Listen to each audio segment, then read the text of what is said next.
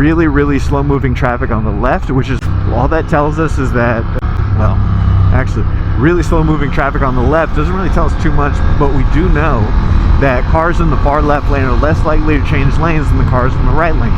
So if we have really slow moving cars in the left lane, we're likely going to be able to just kind of skirt past everybody, because they're just assuming most likely that traffic's going to pick up again, and then they'll be back in the fastest lane, not the slowest. So we just kind of float through using that understanding, but we also recognize that sometimes I don't know what the hell I'm talking about, and I could be wrong. So we just proceed cautiously, but with an understanding.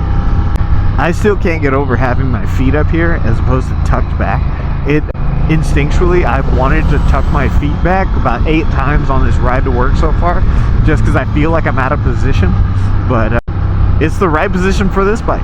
It's one of those things like you don't really think about that it matters, because you could ride one type of bike for a long time. That's just what you assume riding motorcycles is like.